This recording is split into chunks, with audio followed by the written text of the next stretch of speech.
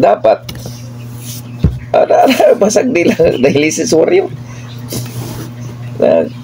Ang saman imo. Ginahangyon ako sa Ginoo kung abot ang panahon nga ako kuwaon na niya na isang dialysis na manggid ko. Pero wala ko gadiskurahe ni nga kung sitwasyon karon ako na dialysis gikalipay gyapon ako ni kay kauban ta mo pamilya nangalagad ko sa Ginoo, makatrabaho pa ko. Amo na nga kalipay gyapon ako ni sige una ani kong sitwasyon. So hangyo ko sa Ginoo gid mga maabot ang panahon nga ako kuwaon sa Ginoo na dili mo man problema akong asawa, akong mga anak, akong mga igsuon, o kaya dili pagkaano masilingan kay minsan kasi may mga padala sa ospital tungang gabi nagkarakarana, walay piso, dala sa ospital, kawawa ang sitwasyon.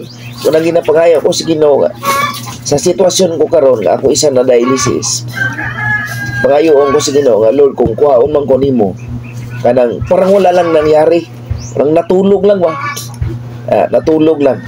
Napagising sa umaga, di na makagising. Ang makagising ng pamilya naman ni mo, kaisip na mo lang. Wala lagi nagmata si kuan. Mauni mo una. Tuwa dito, wala na. Okay. Nindot kayong kamatayon sa tao mo, naginangyo ko na sa Ginoo. Kumabot man, kuwa man taning ko nihangyo mamatay. Ang hangyo ko sa Ginoo, kanang maabot ang kamatayon. Kay kita tanan, mga matay man kita. Di kita maglasting diri, may taong lasting diri sa kalibutan. Kung nagyangyo na kung Ginoo nga kung mabot man sa tua o sa kuang kamatayon kadang natulog lang kanang parang walang nangyari ba nga di ma problema ang asawa, di pa problema ang mga anak, di pa problema ang pamilya, mga kapatid, natulog lang ana lang, parang wala lang nangyari. Kaya mga guys, laban lang tayo mga dialysis dyan, mga kasamahan ko. Laban tayo. Kay pagpansinin natin sitwasyon natin na ma-depress ka dyan.